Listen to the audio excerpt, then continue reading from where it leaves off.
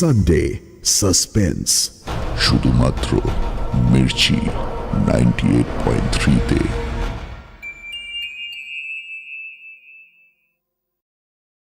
Sunday সাসপেন্সে গল্প পাঠের ব্যাপারে আমরা লেখক পরিবার ও প্রকাশকদের সম্পূর্ণ সহযোগিতা পেয়েছি। কিছু ক্ষেত্রে আমরা লেখক বা গল্পের স্বত্বাধিকারীর সঙ্গে যোগাযোগ করতে পারিনি। গল্প শুনে তাঁরা যদি আমাদের সঙ্গে যোগাযোগ করতে চান তাহলে আমাদের ইমেল করতে পারেন sunday@radiomirchi.com-এ। এছাড়াও তাঁরা আসতে পারেন আমাদের অফিসিয়াল ব্লুটিক্ট ফেসবুক পেজে facebook.com/mirchibangla। আমাদের আজকের গল্পটি প্রাপ্তবয়স্কদের জন্য। মদ্যপান, ধূমপান ও মাদক সেবন স্বাস্থ্যের পক্ষে ক্ষতিকর। এই গল্পের সমস্ত চরিত্র ও ঘটনাবলী সম্পূর্ণ কাল্পনিক। বাস্তবের সঙ্গে কোনো মিল থেকে থাকলে সেটা সম্পূর্ণ অনিচ্ছাকৃত ও কাকতালীয়। বাংলা সাহিত্যের রোমাঞ্চকর কিছু গল্প দিয়ে সাজানো আমাদের এই বিশেষ নিবেদন সানডে সাসপেন্স। আজ আপনার জন্য মনোজ সেনের লেখা নীলাঞ্জন ছায়া। মনোজ সেনের জন্ম 1941 সালে। শিক্ষাজীবন কাটে কলকাতাতেই। লেখাপড়ায় অতি মেধাবী ছাত্র হিসেবে পরিচিত ছিলেন তিনি। ইঞ্জিনিয়ারিং পাশ করে কর্মজীবনে যোগ দেন, আর তার পাশাপাশি চলে সাহিত্য চর্চা।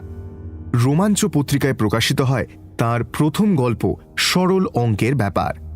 এছাড়াও লিখেছেন বহু রহস্য রোমাঞ্চ, ভৌতিক গল্প এবং উপন্যাস। আজকের গল্প নীলাঞ্জন ছায়ার প্রধান চরিত্রে রয়েছেন বিথি ও শশাঙ্ক শেখর মিত্র। গল্প পাঠে সোমক। গল্পের সূত্রধার আমি, অগ্নি। শুরু হচ্ছে নীলাঞ্জন ছায়া।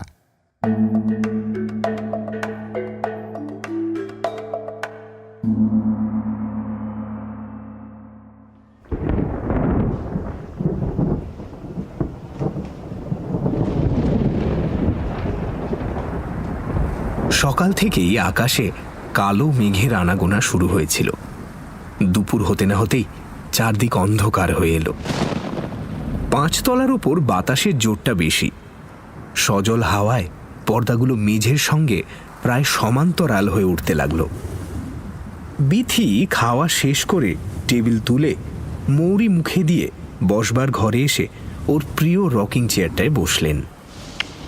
এই সময় টিভি দেখতে ইচ্ছে করছিল না, তাই পাশের টেবিলের উপর রাখা রেডিওটা চালিয়ে দিলেন। শুনলেন কে যেন গাইছে নীলাঞ্জন ছায়া।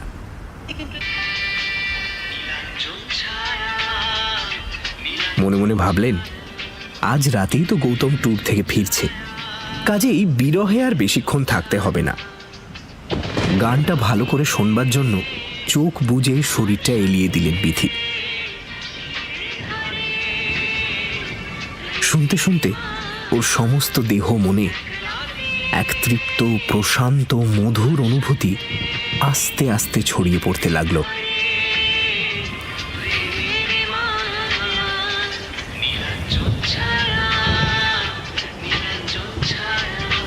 পাঁচতলার উপরে ভিজে মাটির গন্ধ আসে না, তবু যেন কল্পনায় তার ছেলেবেলাকার সেই অতি পরিচিত সুবাস বেল, জুঁই আর কেয়া ফুলের গন্ধে মিশে তার সমস্ত সত্তাকে অধিকার করে নিতে আরম্ভ করল।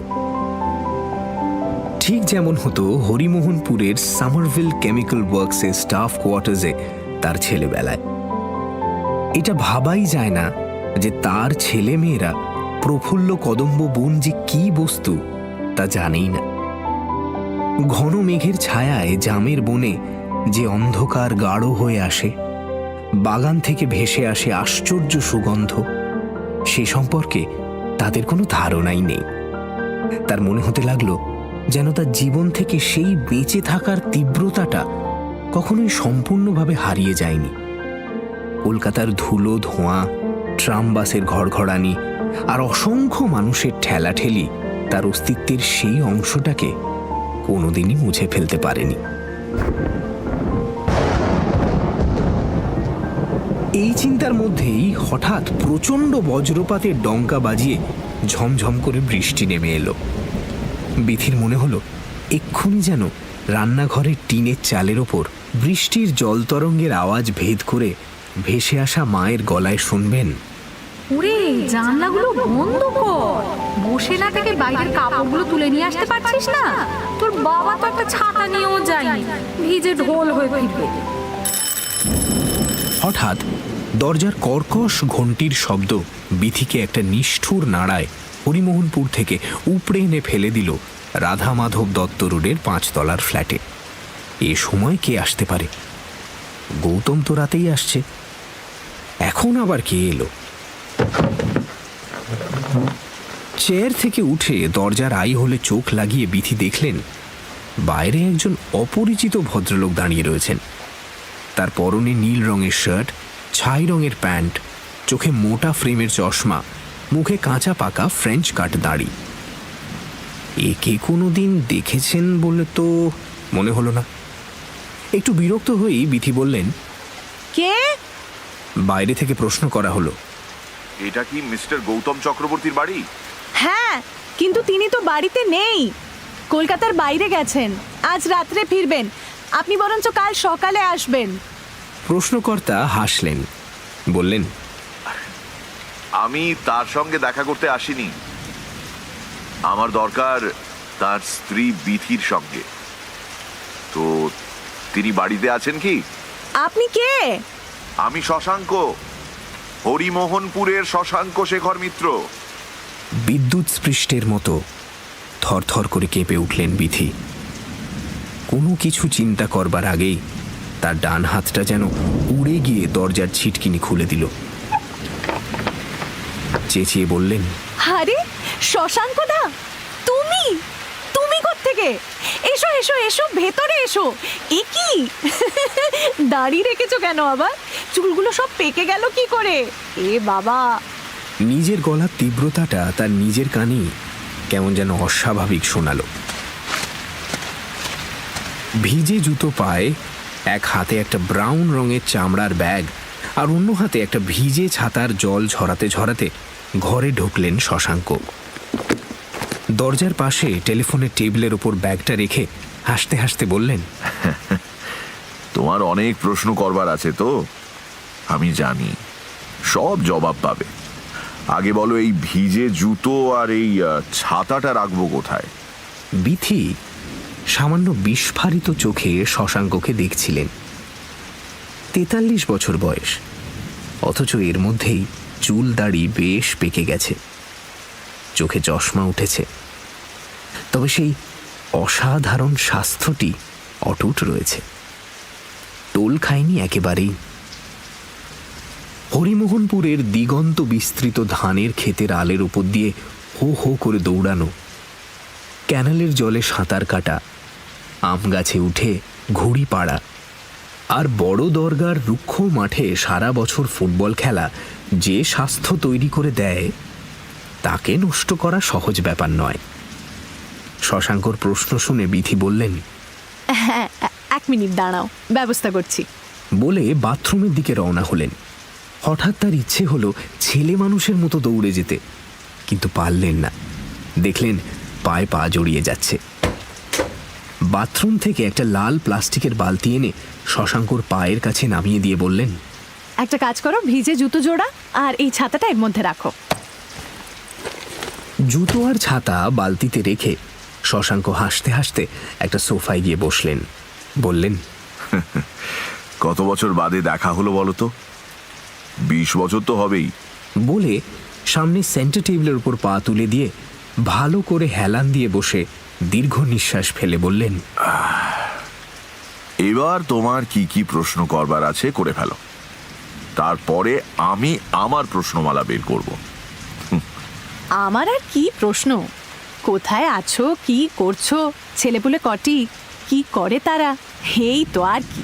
বেশ, তোমার প্রথম প্রশ্নের উত্তর আমি গৌরদাস লাহা রোডে হিমশিখর অ্যাপার্টমেন্টে, এখান থেকে খুব একটা দূরে নয়, একটা ফ্ল্যাট কিনেছি সেখানে, বছরখানেক হলো। দ্বিতীয় প্রশ্নের উত্তর, রুগী মারছি আর পয়সা কামাচ্ছি, হিমশিখরের একতলাতেই আমার চেম্বার। তৃতীয় প্রশ্নের উত্তর, ছেলেপুলে নেই কারণ বিয়ে করিনি। বিয়ে করনি? কেন? এই প্রশ্নের উত্তর তো তোমার না জানার কথা নয় বিথি। হরিমোহনপুরকে যদি ভুলে গিয়ে থাকো তাহলে অবশ্য আলাদা কথা।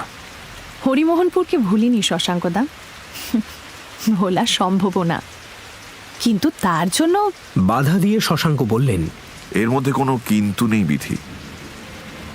যা হবার নয় তা হয়নি। কটা বছরই বা ছিলুম বিলেতে? 3 বছর, তার বেশি তো নয়। সেই 3 বছরের প্রত্যেকটা দিন আমি বেঁচে থাকতে পেরেছি কেবল হরিমোহনপুরের স্মৃতিটাকে বুকের ভেতর আঁকড়ে রেখে। প্রচন্ড শীতে সেই আমাকে জুগিয়েছে উত্তাপ, নিঃসঙ্গতায় প্রাণ ভরানো গান, ক্লান্তিতে নতুন করে লড়াই করার উদ্যম। যখন ফিরে এলুম দেখলুম আমার সেই স্মৃতির হরিমোহনপুর ছিন্ন ভিন্ন হয়ে কোথায় মিলিয়ে গেছে, তার আর চিহ্ন মাত্র নেই। জানো, তোমার যে বিয়ে হয়ে গেছে সে খবরটা পর্যন্ত আমাকে কেউ দেয়নি। বিথির গলার কাছে কি যেন একটা কঠিন জিনিস আটকে আছে। গলা দিয়ে স্বর বেরোতে অসুবিধে হচ্ছে, নিঃশ্বাস বন্ধ হয়ে আসছে। কোনো রকমে ঢোক গিলে সেটাকে একটু নিচে নামিয়ে বিথি বললেন, ওরা কেউ জানতো না শশাঙ্কদা, মা কাউকে জানায়নি। তুমি বিলেত যাবার 10 দিনের মধ্যেই বাবা অ্যাক্সিডেন্টে মারা গেলেন। আর সেই আঘাতে মা কিরকম যেন কিংকর্তব্য বিমোড়া হয়ে গেল। আমি ভাবতেও পারিনি যে তার 1 মাসের মধ্যে সমস্ত টাকা পয়সা বুঝিয়ে দিয়ে সামারভিল কেমিক্যাল আমাদের ঘাড় ধরে বাড়ি থেকে বের করে দেবে। আমরা তখন অকুল পাথারে। আর 1টা মাস থাকবার অনুমতির জন্য হেন লোক নেই যার কাছে আমরা দরবার করিনি জানো। কিন্তু লাভ হয়নি কিছুই। কেউ এগিয়ে এসে একজন সামান্য সুপারভাইজারের স্ত্রী আর মেয়েকে সাহায্যের হাত বাড়ানোর প্রয়োজন মনে করেনি। এমনকি কিছু বাড়তি মালপত্র কয়েকদিনের জন্য রাখার দায়িত্ব পর্যন্ত কেউ নিতে চায়নি। ফলে মালপত্র নিয়ে আমরা যখন হাওড়া স্টেশনে এসে নামলাম তখনও জানি না কোথায় গিয়ে উঠব। সেই রাগে মা হরিমোহনপুরের সঙ্গে সমস্ত সম্পর্ক ত্যাগ করেছিল। আমি এরকমই কিছু অনুমান করেছিলাম। কিন্তু তোমার যখন বিয়ে ঠিক হলো তখন তুমি একবার হরিমোহনপুরে আমার বাবা মার কাছে গেলে না কেন? গিয়েছিলাম শশাঙ্কদা, গিয়েছিলাম। সব লাজ লজ্জা বিসর্জন দিয়ে গিয়েছিলাম। ওরা আমার সঙ্গে খুবই সস্নেহ ব্যবহার করেছিল, কিন্তু তোমার ঠিকানা দেয়নি। বলেছিল হারিয়ে গেছে। এরপর আমার আর কিছুই করবার ছিল না শশাঙ্কদা, কিচ্ছু করার ছিল না।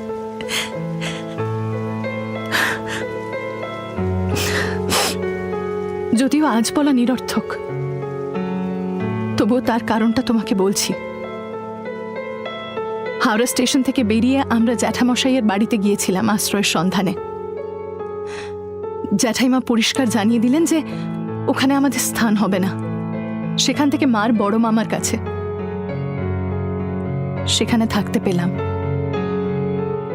সেটা যে কত বড় পাওয়া, যাদের সামনে একমাত্র বিকল্প ফুটপাত, তারা ছাড়া আর কেউ তা বুঝতে পারবে না। তাই আমার মামাতো ভাই শম্ভুদার স্ত্রী নন্দা বৌদি যখন তার মাস্তুতো ভাই গৌতমের সঙ্গে আমার বিয়ের প্রস্তাব আনলো, তখন সেটা অস্বীকার করার মতন ক্ষমতা আমাদের ছিল না। সদ্য বিয়ে পাশ করা 20 বছর বয়সের একটা মেয়ের কাছে বিদ্রোহ তখন আত্মহত্যারই আরেক নাম। পায়ের তলায় যেটুকু সামান্য মাটি, সেটা যে কোনো মূল্যে আঁকড়ে থাকাই তখন আমাদের একমাত্র লক্ষ্য শশাঙ্কদা। আমার মার কথা ভেবে আমাকে রাজি হতে হয়েছিল। শশাঙ্ক ফিকে হাসলেন, বললেন, হয়তো ভালোই করেছিলে যে আমার কথাটা আর ভাবনি। আমি আজ সেই জন্য আর কিছু না হোক মুক্ত বিহঙ্গ হয়ে থাকতে পারছি। কিন্তু মুক্তি আমি চাইনি বিথি, আমি বন্ধনই চেয়েছিলাম। সেই সোনার খাঁচাটা সন্ধানে বিলেত থেকে ফিরে পাগলের মতো কলকাতার রাস্তায় রাস্তায় ঘুরে বেরিয়েছি। কত লোকের কাছে অশ্রাব্য গালিগালাজ শুনেছি, কত জায়গায় মার খেতে খেতে বেঁচে গেছি, তবু সেই খোঁজা তো আজও বন্ধ হলো না। কোনো সুন্দরী মেয়ে দেখলে থমকে দাঁড়াই, খুঁটিয়ে খুঁটিয়ে তার মুখে আর একটা মুখ খুঁজি। লোকে ভাবে আমি দুশ্চরিত্র বদমাইশ, আমি কেয়ার করি না। কাকে তুমি খুঁজছো শশাঙ্কদা? সেই বিথি তো আর নেই। হরিমোহনপুরের মতো সেও তো আজ কেবল একটা স্মৃতি মাত্র। না, হরিমোহনপুর আমার কাছে কেবল একটা স্মৃতি নয় বিথি। আমার বেঁচে থাকার জন্য দরকারি অন্যান্য অবশ্য প্রয়োজনীয় জিনিসের মতোই তা বাস্তব। আমি তাকে হাত বাড়িয়ে ছুঁতে পারি। বিশেষ করে যবে থেকে রাজলক্ষ্মী কলেজের ফার্স্ট ইয়ারের একটি দুবিনুনি করা শান্ত শিষ্ট মেয়ের সঙ্গে আমার ঘনিষ্ঠতা, তবে থেকে আমার জীবনের সঙ্গে সে তো ওতপ্রোতভাবে জড়িয়ে গেছে। তাকে কেবল একটা স্মৃতি বলে এড়িয়ে যাব, তার কি সত্যি কোনো উপায় আছে বিথি? বিথির মনে হলো যেন তার ঘরের সুস্থ মসৃণ আর কঠিন দেওয়ালগুলো আস্তে আস্তে ভেঙে পড়ে যাচ্ছে। তাদের আটকানো দরকার, কিন্তু আটকাবেন কি করে? তাদের ভিতগুলো যে কবে নড়বড়ে হয়ে গেছে তা বিধি টেরই পাননি। কিসের যেন একটা ঘুণ পোকা তার অজান্তে তাদের কুড়ে কুড়ে খেয়ে ফেলেছে। অথচ দেওয়ালগুলো না থাকলে অনভ্যস্ত আকাশের নিচে বাঁচতে পারবেন কি? তাই বিথি নিজেকে দিয়ে বলালেন, ওসব কথা থাক শশাঙ্কদা, তার চেয়ে বলো আমার ঠিকানা পেলে কোত্থেকে? শশাঙ্ক বাবু হাসলেন, বললেন, চেষ্টায় কি না হয়, কি না হয় চেষ্টায়। তোমাদের এই বাড়িতে আমার এক রুগিনী আছেন। দিন দশেক আগে তাকে দেখতে এসে তোমাকে দেখলাম গাড়ি থেকে নামতে। তোমাকে চিনতে এতটুকু অসুবিধে হয়নি জানো। রবীন্দ্রনাথের খ্যাপা পরশ পাথর চিনতে পারেনি, এই খ্যাপা কিন্তু পারল। শুধু একটু মোটা হয়েছ এই যা। তোমার সব খবর আমার সেই রুগিনীই দিলেন। তোমার গৃহকর্তার বদলির চাকরি, এতদিন বাইরে বাইরে কাটিয়ে বছর খানেক আগে এসেছেন কলকাতার হেড অফিসে। কি তাই তো? তার রিটায়ারমেন্টের আগে এটাই বোধহয় শেষ পোস্টিং। মাস ছয়েক আগে এই ফ্ল্যাটটা কিনে এখানে এসেছেন। তোমাদের ভারতবর্ষের অনেক শহরেই ঘুরতে হয়েছে। তোমার ছেলে ইঞ্জিনিয়ারিং পড়ছে পুনায়, মেয়ে পড়ছে দিল্লির মিরান্ডা হাউসে। পরিপূর্ণ সংসার তোমার বিথি। হ্যাঁ, পরিপূর্ণ সংসারই বটে। ছেলে মেয়ে দুটো সারা জীবন কাটালো হোস্টেলে, হাজবেন্ড মাসের মধ্যে 15 দিন ট্যুরে। আমি উৎকণ্ঠ হয়ে এই পরিপূর্ণ সংসার সাজিয়ে বসে থাকি, কে কবে কখন এসে আমাকে ধন্য করবে সেই আশায়। আজ আমার সব ভালোবাসা, স্নেহ, প্রেম, আকাঙ্ক্ষা আটকে রয়েছে এ বাড়ির কতগুলো ফটো অ্যালবামের হলদে হয়ে আসা ছবির ভেতরে। শশাঙ্ক গম্ভীর হয়ে গেলেন। চশমাটা খুলে মুখের উপর হাত বুলিয়ে বললেন, জানো বিধি, আমি চিরকাল ভাবতাম, এখনো ভাবি, যে তোমার আর যাই কিছু প্রাপ্য হোক না কেন, সেটা অন্তত নিঃসঙ্গতা নয়। অনেকে হয়তো তোমাকে জানে সুন্দর, শান্ত, গম্ভীর আর অন্তর্মুখী বলে, কিন্তু আমি জানি, হ্যাঁ আমি জানি, তোমার মধ্যে ছটফট করে বেড়াচ্ছে একটা পাগলা ঘোড়া। বেড়া ভেঙে মুক্ত মাঠের ওপর বেরিয়ে এলে তার উদ্দাম উল্লাস আর হৃষ্ট রেশা আমি যে আজও শুনতে পাই বিধি। বিধির সমস্ত শরীর যেন অবশ হয়ে আসতে লাগলো। অতীতের তীর থেকে ভেসে আসা ঝরা ফুলের কান্নায় তার দু চোখ জলে ভরে এলো। আপ্রাণ চেষ্টা করেও তা ঠেকাতে পারলেন না। একটু সামলে নিয়ে কোনো রকমে বললেন, যা হারিয়ে যায় তাকে আগলে বসে থেকে কি লাভ শশাঙ্কদা? আজ তুমিও কি নিঃসঙ্গ নও? আমিও তো জানি যে তোমার ওই শিক্ষিত সভ্য ভদ্র পরিচ্ছন্ন ওপরের খোলসটার ভেতর একটা আদিম বন্য হিংস্র মানুষ লুকিয়ে রয়েছে, যে সবকিছু নিষ্ঠুরভাবে কেড়ে নেয়, ভাসিয়ে নিয়ে যায় বাঁধ ভাঙা বন্যার মতো। আজ তো সে সবই পুরনো কথা। যে লতার গোড়াটাই কাটা গেছে তাতে কি আর ফুল ফুটতে পারে?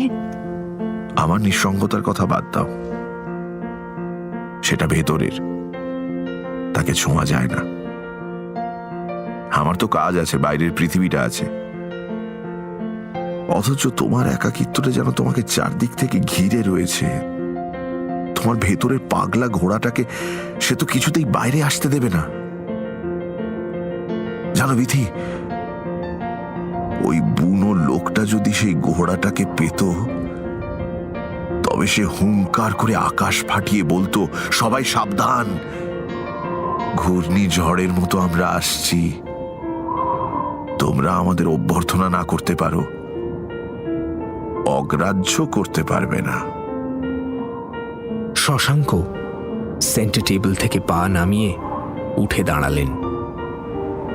বিথির কাছে এগিয়ে এসে ওর আর্দ্র মুখটা দু হাতে উঁচু করে তুলে ওর ঠোঁটের ওপর একটা চুম্বন স্থাপন করলেন। কোনো বাধা দিতে পারলেন না বিথি, অথবা দিলেন না। ব্যাপারটা আকস্মিক হলেও তার মনের অনেকটা গভীরে বোধহয় অপ্রত্যাশিত ছিল না। কিছুক্ষণ বাদে একটু সরে গিয়ে জানলার সামনে গিয়ে দাঁড়ালেন শশাঙ্ক। যেন বৃষ্টির দৃশ্য দেখতে দেখতে বললেন,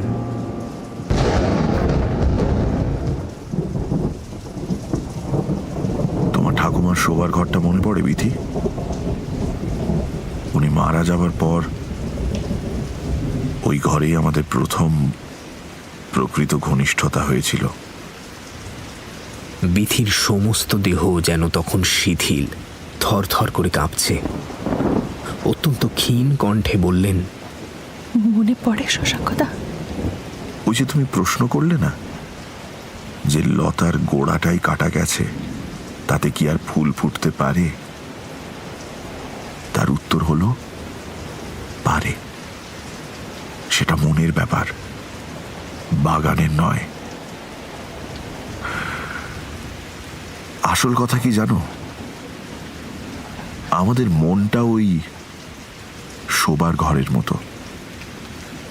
সেখানে সব অসম্ভবই সম্ভব হয়। আমরা বন্ধ দরজার বাইরে একরকম, ভেতরে বোধহয় একেবারেই অন্যরকম। একটা নার্ভাস আনাড়ি ছেলে তার নিজের মধ্যে খুঁজে পায় তার অন্তর্গত দুর্দমনীয় পৌরুষকে। এর মধ্যে কোনটা যে আসল রূপ তা আমি জানি না বিথি। বোধহয় দুটো মিলেই আমাদের বেঁচে থাকা। তবে একটা ব্যাপার বড় অদ্ভুত, শোবার ঘরের বাইরে বিশাল পৃথিবীতে আমাদের আনাগোনা একটা নিতান্ত ছোট্ট গণ্ডির ভেতর। অথচ দেখো, ওই চার দেয়ালের মধ্যে আমরা সীমাহীন আকাশটাকে টেনে নামিয়ে আনতে পারি সমুদ্রের উচ্ছ্বাস, বসন্তের সুগন্ধ, অথবা মৃত্যুর প্রশান্তি। কি বিধি, পারি না। আমি আর পারি না শশাঙ্কদা, আমি আর পারি না। আমার আকাশ, সমুদ্র, বসন্ত এসব আর নেই। যা আছে সেটা শুধুই ক্লান্তি। এটা ঠিক নয় বিথি, এটা ঠিক নয়। আমিও এতদিন এরকম কথাই ভাবতাম। মনে হতো সব বুঝি শেষ হয়ে মিলিয়ে গেছে, কিন্তু আবার তোমাকে দেখে পর্যন্ত মনে হচ্ছে এই ক্লান্তিটা মিথ্যে। তাদের বয়স যাই হোক না কেন, দুটো তারার সংঘর্ষে সারা আকাশ জুড়ে আলোর স্ফুলিঙ্গ ছড়িয়ে পড়বেই। দুটুকরো কাঠের ঘষায় দাবানল জ্বলে উঠবে। এসো বিথি, এসো এসো এসো। এই প্রাণহীন হৃদয়হীন দিনগত পাপক্ষয়ের মধ্যে আবার আমরা হরিমোহনপুরের একটা বর্ষণমুখর দিনকে ফিরিয়ে নিয়ে আসি। বিথি, বিথি শুনেছিলেন যে রেল লাইনের উপরে দাঁড়িয়ে থাকা কোনো লোক যখন একটা ইঞ্জিনকে তার দিকে ছুটে আসতে দেখে, তখন নিশ্চিত মৃত্যু জেনেও সে অসহায়ভাবে অনড় হয়ে দাঁড়িয়ে থাকে। পালাতে চাইলেও পালাতে পারে না। তার মনে হতে লাগলো যেন ঠিক সেই রকম কোনো সুদূর দিগন্তে বিলীন হয়ে যাওয়া রেল লাইন দিয়ে অনেক কষ্টে তৈরি করা নিরাপদ অন্ধকার ভেদ করে তার প্রথম যৌবনের এক তীব্র জ্বালা চোখ ধাঁধানো আলো জেলে ভয়ঙ্কর গতিতে তার দিকে ছুটে আসছে। তিনি জানেন ওই আলোর মধ্যে তিনি ছিন্ন ভিন্ন হয়ে যাবেন, তবু তবু পালাতে পারছেন না তো। তিনি কি পালাতে চান? অস্বীকার করতে চান ওই চোখ অন্ধ করে দেওয়া আলোটাকে? সেই বিচারে যাওয়ার আগে তার রক্তের ভেতরে মিশে থাকা হাজার বছরের সংস্কার তাকে দিয়ে বলালো, তা হয় না শশাঙ্কদা, এটা অন্যায়, অনুচিত। আমরা যে পাল্টে গেছি সেটা তো অস্বীকার করা চলে না। ন্যায় অন্যায় বা উচিত অনুচিতের কথা আমাকে বলো না বিথি। আমরা যেদিন ঘনিষ্ঠ হয়েছিলাম সেদিন ওসব কথা বিবেচনা করিনি। আজ কেন করতে যাব? পাল্টে গেছি নাকি আমরা? আমার ডান কাঁধে 5টা সেলাইয়ের দাগ আছে, তোমার মনে পড়ে? কই, সেটা তো পাল্টায়নি। আমাদের বুকের ভেতরে ভালোবাসা, সাহচর্য আর সুখের জন্যে যে উজ্জ্বল বাসনাটা ছিল সেটা পাল্টেছে। আর সমাজের প্রতি কর্তব্য, যা সত্যি, যা একান্ত অবশ্যম্ভাবী, তাকে অস্বীকার করাটা মূর্খতা, কর্তব্য পালন নয়। এসো বিথি, চলো আমরা তোমার শোবার ঘরে যাই। আমি দরজাটা খুলে রাখবো। তোমাকে আসতে হবে, আসতেই হবে, আসতেই হবে তোমাকে। আর দেরি করো না বিথি। বিথি এসো। শশাঙ্ক দীর্ঘ এবং দৃঢ় পদক্ষেপে শোবার ঘরে গিয়ে ঢুকলেন। দরজাটা খুলে দিলেন হাট করে। বিথি নিজেকে আটকে না রাখার আপ্রাণ চেষ্টায় চোখ বুজে তার কম্পিত শরীর আর মনকে আয়ত্তে আনার চেষ্টায় নিজেকে ব্যাপৃত করলেন। হঠাৎ আবার একটা দীর্ঘ কর্কশ ঘণ্টির শব্দে চমকে চেয়ার ছেড়ে উঠে দাঁড়ালেন বিথি। তার বুকের ভেতরে একটা ভয়ঙ্কর আতঙ্ক ধড়ফড় করে উঠল। এবার নিশ্চয়ই গৌতম।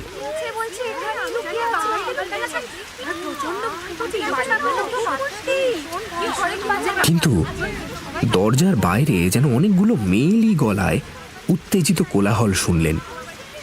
চট করে শোবার ঘরের দিকে তাকিয়ে দেখলেন তার দরজা বন্ধ রয়েছে। ফ্ল্যাটে ঢোকার দরজার একপাশের টেলিফোনের টেবিলের উপর কোনো ব্যাগের চিহ্ন মাত্র নেই। অন্য পাশে লাল প্লাস্টিকের বালতিও নেই। তবে কি গান শুনতে শুনতে ঘুমিয়ে পড়েছিলেন আর এতক্ষণ স্বপ্ন দেখছিলেন?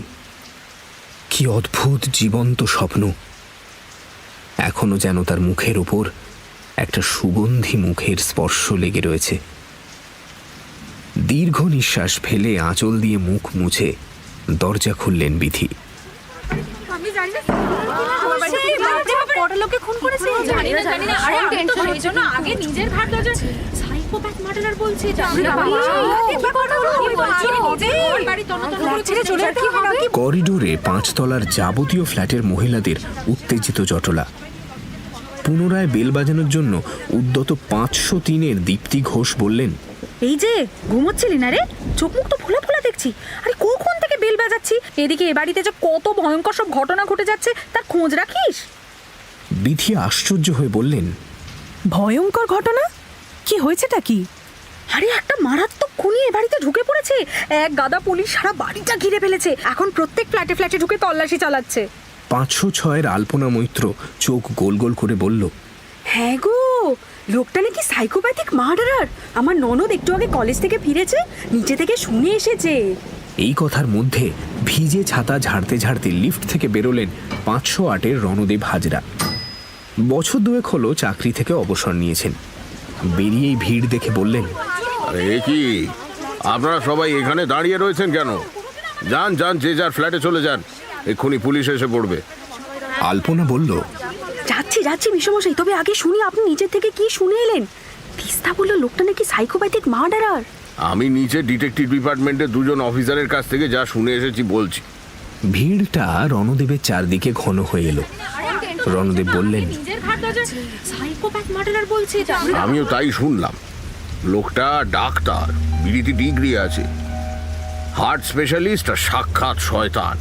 রুগীদের বাঁচানোর চেয়ে মারার দিকেই তার ঝোঁকটা বেশি। অন্তত 2 রুগী আর 6 রুগী নি যারা সঙ্গে কাউকে না নিয়ে একা তার হিমশিখর অ্যাপার্টমেন্টের চেম্বারে গিয়েছিলেন তারা নাকি নিখোঁজ। এদের সকলেরই জীবনের ইতিহাস আবার এমনই যে ডাক্তার দিব্যি তার আড়ালে আশ্রয় নিয়ে বেঁচে গেছে। সে নাকি মিষ্টি মিষ্টি কথা বলায় মহা ওস্তাদ। এদের দুর্বলতার সুযোগ নিয়ে ভুলিয়ে ভালিয়ে যখন চেম্বারে কেউ নেই নিয়ে এসে খুন করেছে।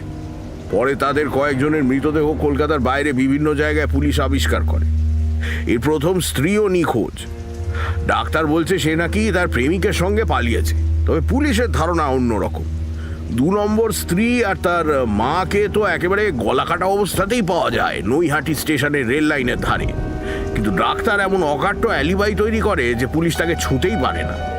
3 নম্বরটা শুনলাম নাকি এখনো টিকে আছে। আজ সকালে বেটা একজন রুগিনীকে চেম্বারে নিয়ে তাকে ধর্ষণ করেছিল। পরে অবশ্যই তাকেও হারিয়ে যেতে হতো, তা সেই সময় একজন ইলেকট্রিশিয়ান ঘটনাটা দেখে ফেলে। সে গিয়ে সেই কমপ্লেক্সের সবাইকে জানায়, সঙ্গে সঙ্গে পুলিশকেও খবর দেওয়া হয়। দীপ্তি বললেন, তো ওখান থেকে সবাই মিলে আমাদের এখানে চলে এলো কি করে? যত ঝামেলা। আরে আগে শুনুন তো, ডাক্তার বিপদ আঁচ করে ফেলে।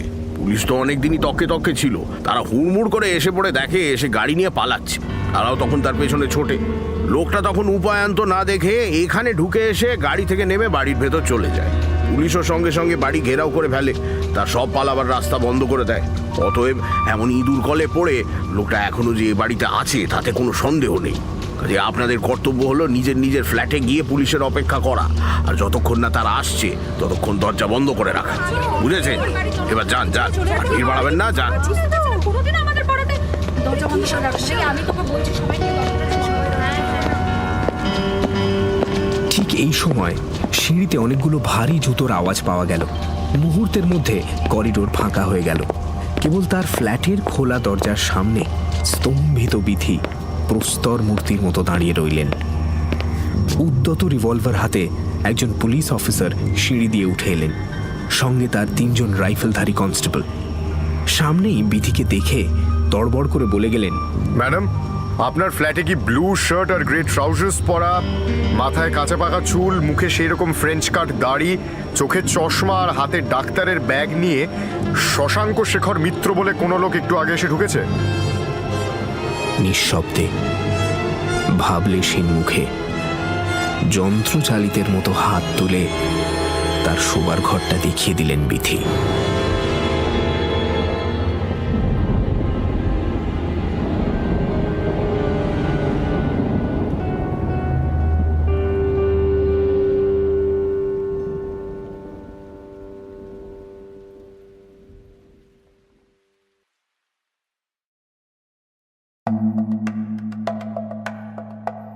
শুনছিলেন নীলাঞ্জন ছায়া, রচনা মনোজ সেন, গল্প পাঠে সোমক, বিথির চরিত্রে অয়ন্তিকা, শশাঙ্ক শেখর মিত্রর ভূমিকায় মীর, মা এবং দীপ্তি ঘোষের চরিত্রে শ্রী, আলপনা মৈত্র গোধূলি, রণদেব হাজরা দীপ, সমবেত কণ্ঠে শ্রী, গোধূলি, মোহর, মোনামি এবং চন্দ্রিমা, নীলাঞ্জন ছায়া গান, রচনা সোমক, অ্যারেঞ্জমেন্ট রিচার্ড, কণ্ঠ সোমক ও গোধূলি, ধ্বনি পরিকল্পনা এবং আবহ সঙ্গীত শুভদীপ, বিশেষ উপদেষ্টা দীপ, জনৈক পুলিশ অফিসারের ভূমিকায় শব্দগ্রহণ এবং পরিচালনায় আমি অগ্নি।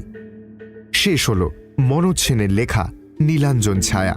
আগামী সপ্তাহে আরও একটি রোমাঞ্চকর গল্প নিয়ে হাজির হবে সানডে সাসপেন্স।